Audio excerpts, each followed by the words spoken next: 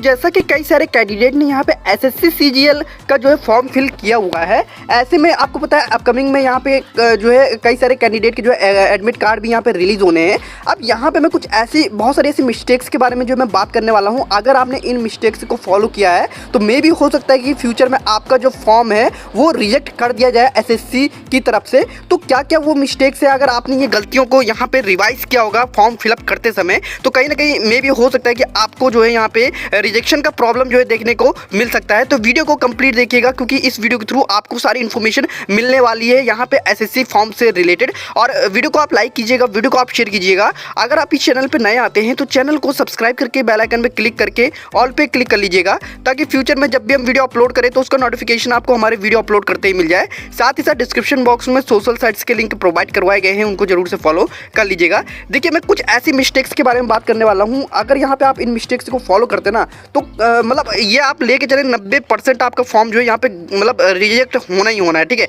तो चलिए पहले मतलब क्या क्या चीज़ें हैं जो कि आपको नहीं करनी है। ठीक है, सबसे पहली चीज़ तो मैं आपको यहाँ पे स्टार्ट करूँ तो देखिए, सबसे पहले अगर यहाँ पे आप फॉर्म को फिलअप कर रहे हैं ना, तो फॉर्म को फिलअप करते हुए आपको हमेशा जो भी आपका डॉक्यूमेंट है, मतलब जिसे जो आपको पता है जो आपके हाई स्कूल होता है, हाई स्कूल के बेस पे आपका फॉर्म जो है यहाँ पे रजिस्ट्रेशन मतलब जो होता है, उसके बाद आप जो फॉर्म फिल करेंगे ना तो हाई स्कूल के बेस पे आपको एज इट इज़ नाम डालना है। ठीक है, और जो आधार कार्ड में नाम है और जो आपका हाई स्कूल सर्टिफिकेट में नाम है सेम वही नाम होना चाहिए। ठीक है, अगर आप यहाँ पे नाम को इनकरेक्ट करते हैं, ठीक है, फॉर्म आप फिल कर रहे हैं, ठीक है, आपने फॉर्म फिल करते समय अपना नाम गलत डाल दिया, तो जनरली बात है कि फ्यूचर में अगर जब जो है यहाँ पे आपका जैसे ही यहाँ पे मतलब डिटेल्स आती है, ठीक है, फॉर्म स्टेटस आता है, तो वहाँ पे रिजेक्ट आपको दिख जाएगा। ठीक है, अब यहाँ पे सबसे मेन चीज़ ये होता है, और सेकेंडरी चीज़ होता है आपकी आईडी। ठीक है, आपने जो भी आईडी लगाई है आपको ये हमेशा मतलब क्रॉस चेक करना है कि जो आपकी आईडी में नाम है, ठीक है, जैसे मान लीजिए आपकी आईडी में नाम XYZ है, ठीक है, तो आपका जो फॉर्म है उसमें भी नाम XYZ ही होना चाहिए।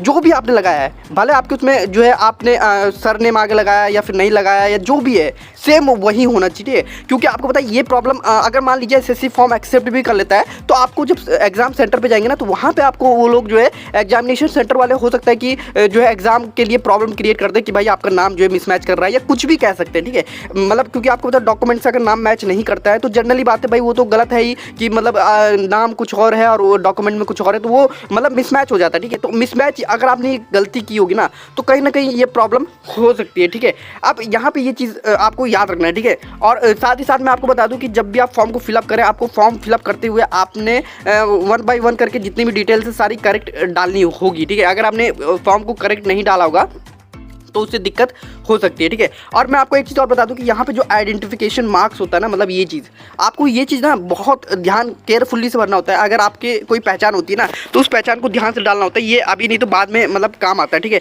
तो इस चीज़ को आपको ध्यान में जरूर से रख देना है। ठीक है, बाकी यहाँ पे नीचे की साइड में अगर हम आते हैं तो मैं आपको और चीज़ बता देता हूँ कि यहाँ पे और भी कुछ रीजन बन जाता है। ठीक है, अब यहाँ पे मोस्ट इंपॉर्टेंट आता है फोटोग्राफ को लेकर। ठीक है, क्योंकि आपको पता है फोटोग्राफ एक ऐसी चीज़ है जिससे कि आपका यहाँ पे आइडेंटिफाई होता है कि जो है कैंडिडेट वही है जिसने फॉर्म फिल किया हुआ है। ठीक है, अब यहाँ पे बहुत लोग क्या करते हैं, फॉर्म में फ़ोटो जो है डाल देते हैं। पहली चीज़, फ़ोटो को गलत डालते हैं, जैसे कि यहाँ पे जो है सेल्फी वगैरह डाल देते हैं, या फ़ोटो का जो रिक्वायर्ड के हिसाब से जो भी इन्होंने दिया हुआ है उसके हिसाब से फ़ोटो का बैकग्राउंड नहीं होता है तो भी आपका रिजेक्ट हो सकता है। ठीक है, फ़ोटो ब्लर होती है तो भी रिजेक्ट हो सकता है। ठीक है, फोटो में डेट नहीं है। ठीक है ना, अगर देखिए मैं आपको बता दूं, जैसे ये फॉर्म रिलीज़ हुआ, ठीक है, फॉर्म रिलीज़ होने के 3 महीने के अंदर की फ़ोटो होनी चाहिए और फोटो पे आपका नाम होना चाहिए विद साइन के साथ। ठीक है, ये याद रखना है, विद साइन के साथ। अगर आपका यहाँ पर नाम नहीं है तो आपका फॉर्म जो है रिजेक्ट होने के बिल्कुल चांस बन सकते हैं।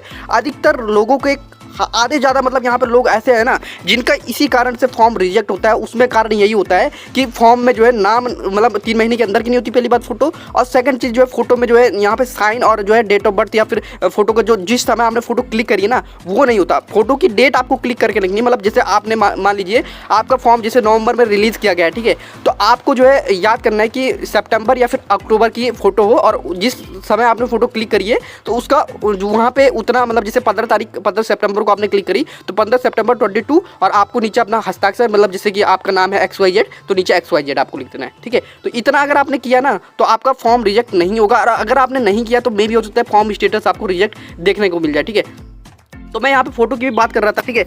अब यहाँ पे देखिए कई लोग क्या करते हैं, फॉर्म को फिलअप करते हुए जल्दी में गलत भी फॉर्म फिल कर देते हैं, ठीक है। तो उससे भी फॉर्म रिजेक्ट हो जाता है, ठीक है। कई चीज़ें रहती है। आप देखो फोटो के लिए मैंने आपको बताया ना, सिग्नेचर वगैरह, देखिए सिग्नेचर उतना मैटर नहीं करता, लेकिन फोटो बहुत बड़ी मैटर करती है, ठीक है। तो फोटो आपको मैंने बता दिया कि हमेशा जो है लेटेस्ट होनी चाहिए और लेटेस्ट ही फोटो आप रखेंगे होने चाहिए। अभी देख सकते हैं सैंपल भी इन्होंने दिए हैं किस तरीके से। अगर आपने इस रिजेक्शन के देखिए कौन से एक्सेप्टेबल कौन सी है, पहले वाली जो है एक्सेप्टेबल है, ठीक है। अब बाकी देख सकते हैं रिजेक्ट कौन सी हो सकती है। कैप नहीं होनी चाहिए, ब्लर नहीं होनी चाहिए, ठीक है, डार्क नहीं होनी चाहिए, इन्वर्टेड नहीं होनी चाहिए, ठीक है, फेस मतलब साइड मतलब उल्टा नहीं होना चाहिए, रोटेशन नहीं होना चाहिए, तिरछी नहीं होनी चाहिए फोटो। मतलब ये कई सारे ऐसे रीजन होते हैं जो कि रिजेक्शन के और इशारा करते हैं कि मतलब आपका फॉर्म जो है रिजेक्ट हो सकता है, ठीक है। तो देखिए यहाँ पे अगर आप ये चीज़ मतलब हमेशा याद रखिएगा, जब भी आप फॉर्म को फिलअप करें तो लेटेस्ट फोटो ही आप हमेशा दीजिए, ठीक है। और कभी भी आप जब फॉर्म को जब आप फिलअप कर लेना तो रिजेक्ट होने के बिल्कुल यहाँ पे चांस बन जाता है, ठीक है। और देखिए सबसे ज़्यादा अधिकतर कैंडिडेट का ये भी आता है ना दिक्कत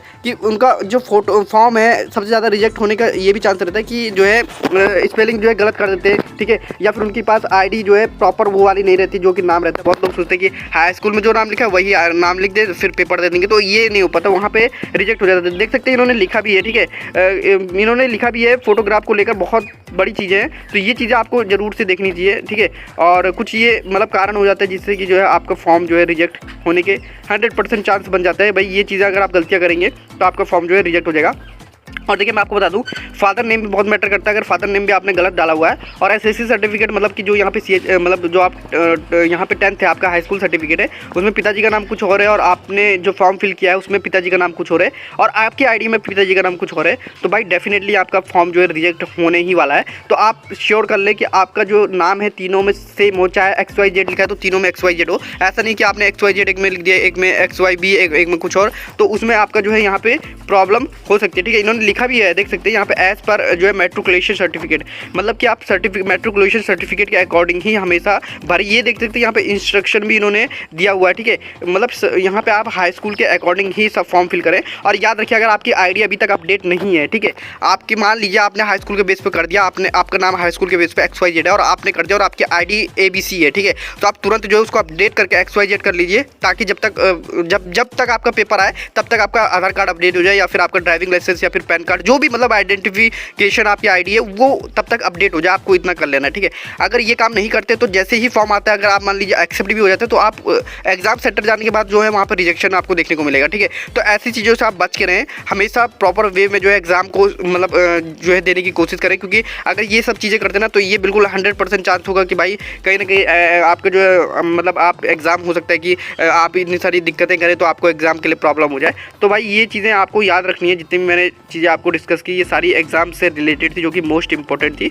तो होपली आपको पूरी इन्फॉर्मेशन जो है इस वीडियो के थ्रू क्लियर हो गई होगी, कैसे मतलब फॉर्म रिजेक्ट होने के चांसेस क्या है, कैसे कैसे किस किस के रिजेक्ट हो सकते हैं। अगर आपने इनमें से भी कोई गलतियाँ करी हैं तो भाई आपको ज़रूर से यहाँ पे जो है इन गलतियों को फ्यूचर में नहीं करना है, और अगर कर दी है तो भाई फ्यूचर के लिए हमेशा याद रखें। बाकी जब भी स्टेटस आएगा तो आप उसका जो है यहाँ पे स्टेटस चेकआउट कर सकते हैं। तो होपली आपको वीडियो पसंद आई होगी, तो वीडियो को लाइक कीजिएगा, शेयर कीजिएगा, चैनल को सब्सक्राइब कीजिएगा। मिलते हैं नेक्स्ट वीडियो में। So thank you so much.